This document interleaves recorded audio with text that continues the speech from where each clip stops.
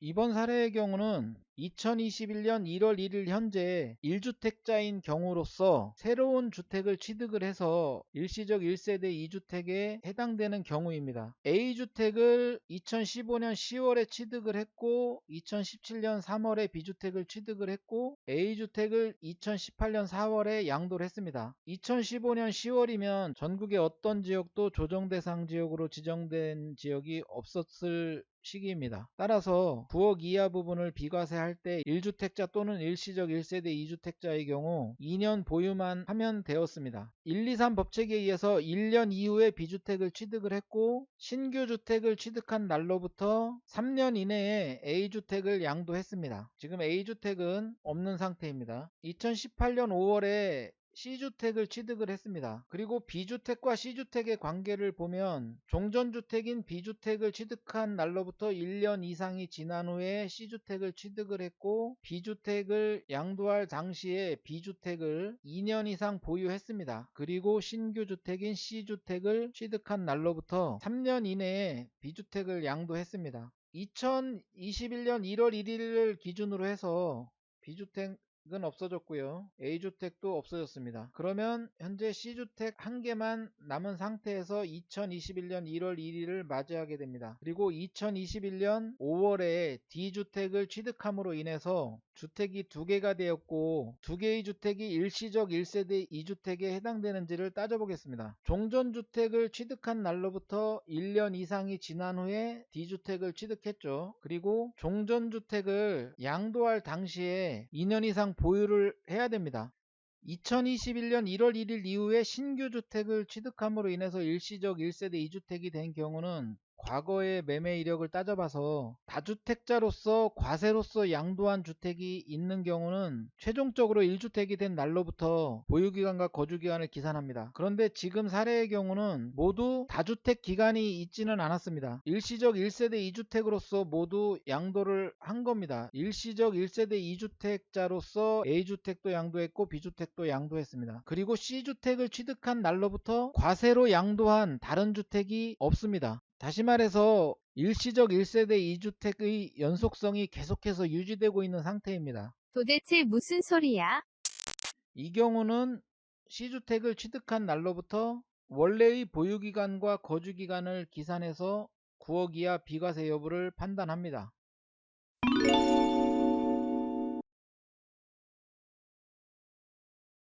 이번 사안의 경우는 2021년 1월 1일 이후에 신규 주택을 취득함으로 인해서 일시적 1세대 2주택자가 되었지만 원래의 보유기간과 거주기간이 아니라 최종적으로 1주택이 된 날로부터 보유기간과 거주기간을 기산해서 9억 이하 비과세 부분을 판정하는 사례입니다. A주택을 2015년 10월에 취득했고 B주택을 17년 3월에 취득했습니다. 그리고 나중에 취득한 B주택을 과세로 양도를 했습니다. 지금 B주택은 없는 상태죠. 그리고 1월 1일을 맞이했습니다. 2021년 1월 1일 기준으로 주택은 A주택밖에 없는 상태입니다.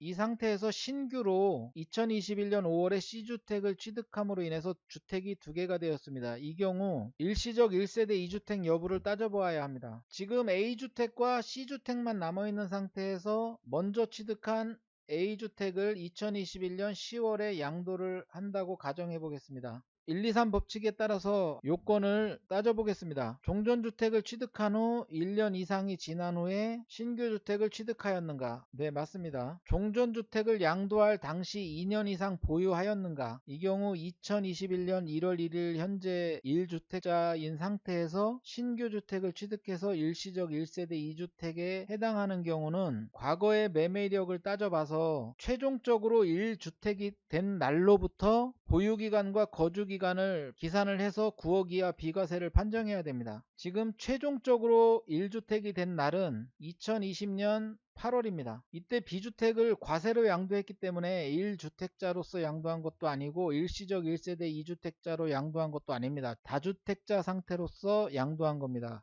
그래서 2020년 8월에 A주택과 B주택이 있는 상태에서 나중에 취득한 B주택을 2주택자로서 과세로서 양도를 했기 때문에 그 날이 최종적으로 1주택이 된 날입니다. 그래서 A주택의 비과세 판정 시 보유기간과 거주기간은 2020년 8월부터입니다. 이거 너무한 거 아니야?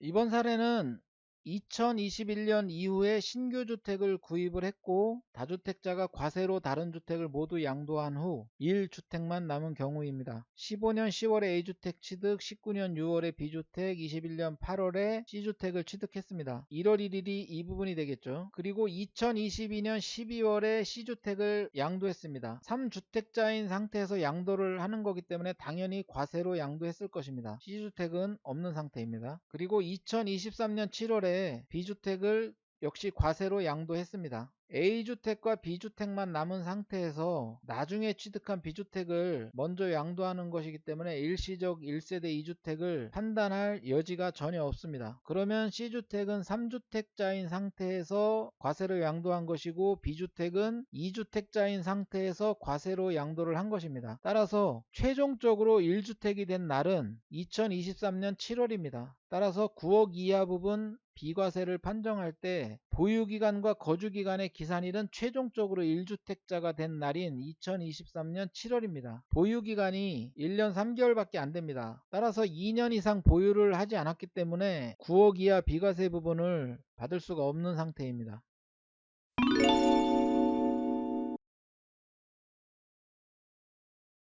이번 사례는 A주택을 2015년 10월에 취득을 했고 17년 3월에 B주택을 취득을 했고 2021년 3월에 C주택을 취득을 했습니다. 2021년 1월 1일은 이 부분입니다. 2021년 1월 1일이 지났고 그 상태에서 C주택을 취득해서 3주택자가 되었습니다. 이 상태에서 A주택을 양도를 하면 3주택자인 상태에서 양도를 하는 것이기 때문에 당연히 과세로 양도를 했을 것입니다. 이렇게 되면 A주택은 없는 상태가 되겠습니다. 그러면 남은 주택은 B주택과 C주택인데 먼저 취득한 B주택을 2022년 1월에 양도를 하는 경우입니다. 주택이 두 개만 있을 때 먼저 취득한 주택을 양도할 때는 일시적 1세대 2주택의 요건을 충족하는지를 살펴볼 필요가 있습니다. 역시 1, 2, 3 법칙에 의해서 종전주택인 B주택을 취득하고 1년 이상이 지난 후에 C주택을 취득하였는가, 1년 이상이 지난 후에 신규주택인 C주택을 취득하였습니다. 그리고 종전주택을 양도할 당시 2년 이상 보유를 하였는가, B주택을 양도할 당시 원래의 보유기간에 의하면 2년 이상 보유를 했습니다.